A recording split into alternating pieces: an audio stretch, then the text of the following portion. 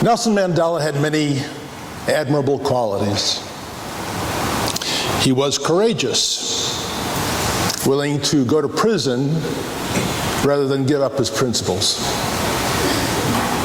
He was tenacious, able to withstand 27 years in prison without giving up his humanity. And he had boundless optimism, because all during those 27 years, he believed that democracy and freedom would come to the people of South Africa. But the quality I admire most in Nelson Mandela is his ability to forgive, because forgiveness is hard. Maybe that's why we admire people who demonstrate that. People like Martin Luther King, Gandhi, Aung San Suu Kyi, the Dalai Lama. But even among these giants, Nelson Mandela stands out for his ability to forgive. Like most Americans, I was appalled by the policies of the apartheid system in South Africa. And I was happy when Mandela was released in 1990. But I hadn't thought much about Mandela or South Africa until I went there about 11 years ago. I was invited by the South African Wine Association to attend their annual wine festival. And after the hard work of drinking wines and eating good food and visiting the beautiful wine country of South Africa, my wife and I decided to take a break and do some touristy things. And so we went to Robben Island, where Mandela spent 18 of his 27 years in prison. And Robben Island is just off the coast of Cape Town. It's much like Alcatraz, if you've ever been to Alcatraz. They're bleak rocks surrounded by treacherous waters. They are now both museums, and at Robben Island, the tours are given by former inmates. Not surprisingly, the highlight of the tour was visiting Mandela's cell, where he spent 18 years, sleeping on a mat on the floor and using a bucket for his toilet. But he wasn't just in prison, he was also sentenced to hard labor, breaking rocks on this rock of an island for who knows what, maybe nothing. And as if that were not enough, Mandela was allowed one visitor a year for 30 minutes. He was allowed to send out and receive one letter every 6 months. There are murderers and rapists in this country who got better treatment than Mandela did. And Mandela's only crime was wanting freedom, democracy for the majority population, 80%, black South Africans. Now, you'd expect that somebody who was treated like Mandela might have emerged from prison in one of two ways. Either he would be defeated, crushed by the hard life of 27 years in prison, or he would be filled with rage, wanting to exact revenge and retribution among the people who put him there and who subjugated the people of South Africa. But instead, Mandela chose forgiveness. When he was released in 1990, he went to the head of the South African government, F.W. de Klerk, and he said, "F.W., that's what his friends called him, F.W., democracy is coming to South Africa whether you like it or not. So why don't you and I work together to make that happen as painlessly as possible?" And so that's what they did for the next 3 to 4 years. And the result of their efforts was a shared Nobel Peace Prize. I actually think they should have just given it to Mandela, but then the elections were held in 1994, and of course Mandela was elected president. And his party, the African National Congress, got a number of seats so that he could pretty much do what he wanted. A lot of people in that situation, given Mandela's history, might have said, aha, now I've got the power. Now I'm going to prosecute and punish those people, not only responsible for my imprisonment, but for what they've done to the black majority of South Africans over the last decades. But again, he chose forgiveness. He set up a Truth and Reconciliation Commission headed by Bishop Desmond Tutu, which basically said to those who suffered and those who perpetrated the suffering, come before this panel, tell your story. And for those of you who created the hurt and the brutality of apartheid, you will be given a chance for amnesty. And so the result of what Mandela did was that South Africa went from a repressive, totalitarian society to a democracy without shedding any blood, or at least not without a civil war. I'm sure there were skirmishes here and there. A lot of people think that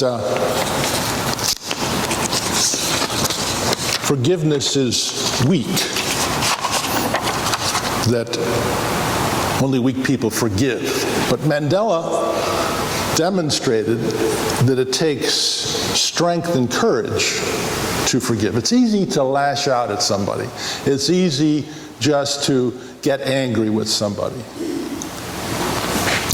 When I am in a situation that calls for forgiveness, I sometimes think about Nelson Mandela.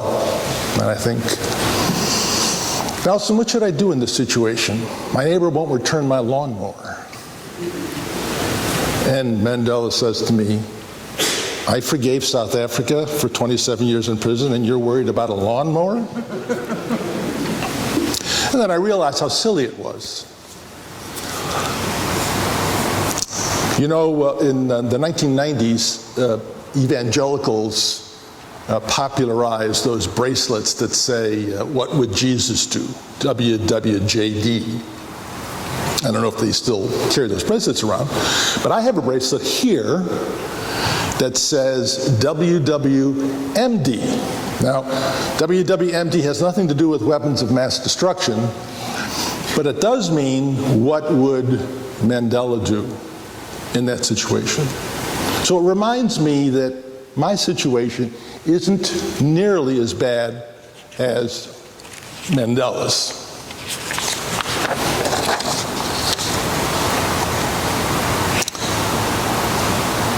Mandela was able to liberate himself as well as his people by using forgiveness. Maybe that's why whenever you see a picture of him, he's always smiling. Did you ever notice that? He's always smiling, except on today's program. But he looks like he's about to smile. Did you ever see Vladimir Putin smiling? I bet he hasn't forgiven too many people in his life. Forgiveness, you must be joking, comrade. In his book, Authentic Happiness, which I've talked about a number of times here, wonderful book, I really highly recommend it. Martin Seligman, who is a professor of psychology here at the University of Pennsylvania, says this: the human brain has evolved to ensure that our firefighting negative emotions will trump the broadening, building, and abiding, but very fragile, positive emotions. The only way out of this emotional wilderness is to change your thoughts, by rewriting your past, forgiving, forgetting, or suppressing bad memories. The problem with suppressing those bad memories is that it can backfire. You can try so hard to not remember that you do remember. As an example, just close your eyes for a second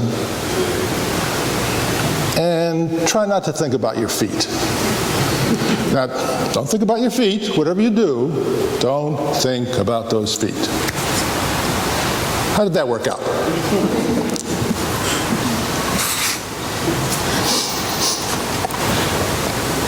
We don't want to suppress our bad memories as part of the forgiveness process, because we do want to remember so we don't let it happen to us again. If you've loaned your brother-in-law $500 and he never repaid it, you probably want to remember that so you don't loan him $500 again. When I was giving this sermon at Thomas Paine in Collegeville a couple of weeks ago, a woman came up to me afterwards and said that she loaned her brother $70,000 and wasn't repaid. Now that's a real test of forgiveness. Forgiveness is hard because we see forgiveness as unjust. We in this country have a sense of fairness, I think, more than many other countries. And I think part of that has to do with the fact that we're young. I think young cultures and young people tend to see things in black and white. You know, good, bad.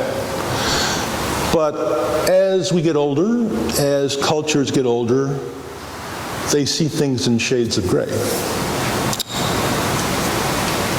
Forgiveness also gets in the way of revenge. Maybe you want to get back at that person and do to them what they did to you. Maybe you want to give them even more just to show them a lesson. And finally, forgiveness is hard because we see it as helping another person, but not helping ourselves. Okay, I'm being nice to you.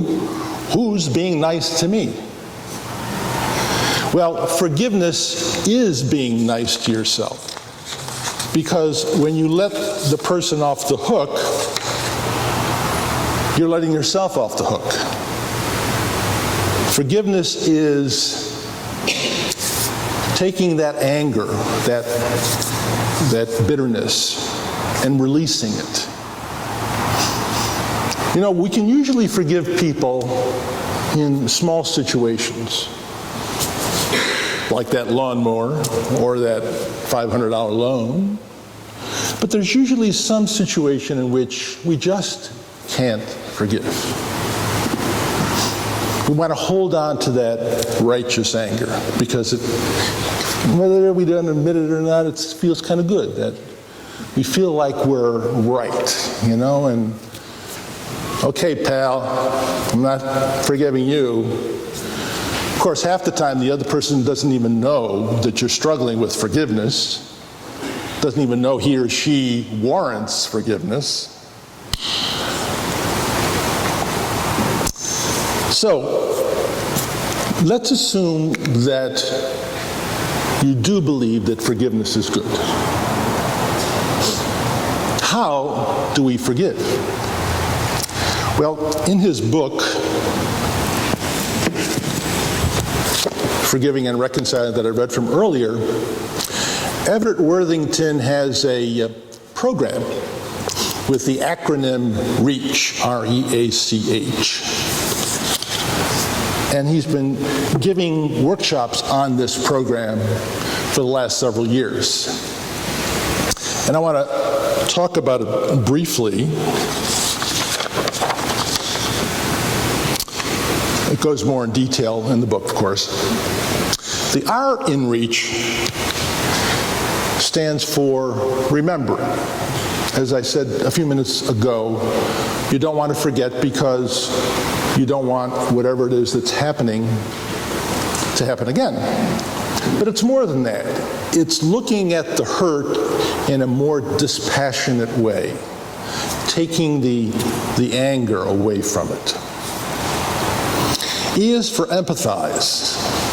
Looking at the other person, the person who did you wrong, hurt you in some fashion,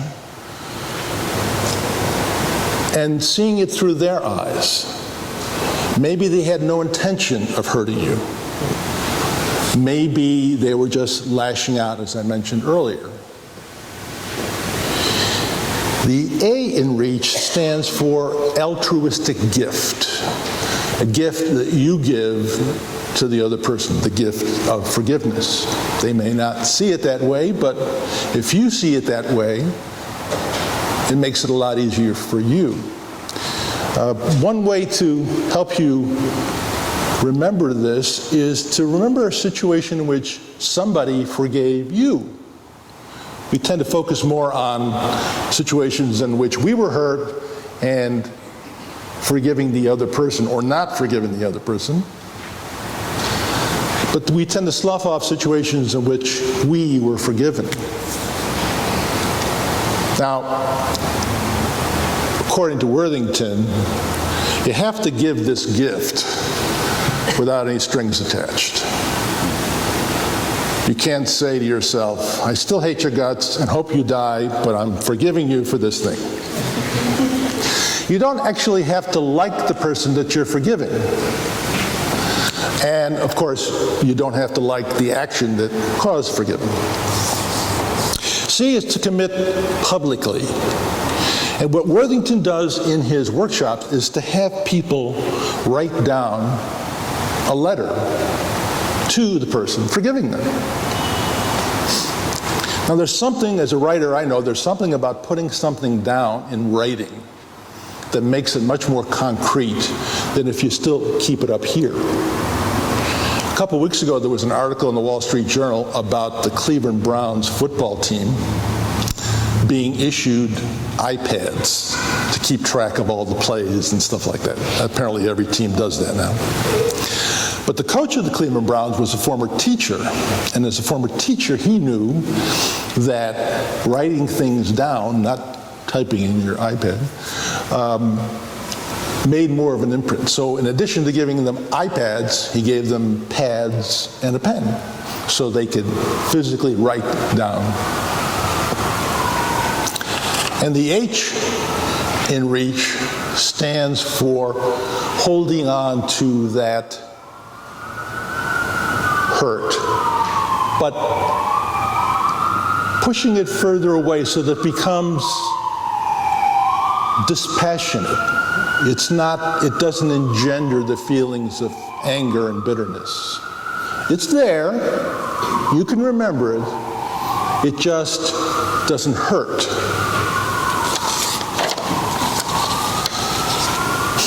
Now I have to admit that this program sounded a bit mushy to me, but it turns out that Stanford University did some research into it, and they took a group of people, 249 people, I guess one guy dropped out, and they divided the group in half. Half went through this workshop, a 9-hour workshop that Worthington devised with the acronym REACH, and the other half didn't do anything. And the researchers said that there were noticeable differences in the people who took the workshop in their contentment, in their physical well-being. Seligman says in his book that in addition to mental and spiritual and emotional benefits, forgiveness can also give you physical benefits, and that people who forgive tend to have better cardiovascular systems than people who don't. Seligman, who has studied happiness, says that you can increase your level of happiness by increasing positive emotions in your life, that we don't just have a set point of happiness and that's it. We can raise that set point by the way we think. And if we think about our past with forgiveness in mind, it makes us feel better. Now, up until this point, I've talked about forgiving somebody else, but of course, forgiveness is a two-sided coin. The flip side, of course, is that sometimes you want to be forgiven. And those situations have their problems as well, obstacles that prevent you from asking for forgiveness. One may be that you don't think you need forgiveness. I didn't do anything wrong. We tend to feel like we're right, and if we feel like we're right, we try to rationalize things and think that we don't need forgiveness because we were in the right. But you know, even if you are in the right, you can ask for forgiveness, because forgiveness doesn't make any difference whether you're wrong or right. And the second reason is that the person you are asking for forgiveness may not be ready to forgive you. I mean, it's hard enough to ask for forgiveness. But what if you ask for forgiveness and the person said, I'm not ready to forgive you? That's a real humiliation.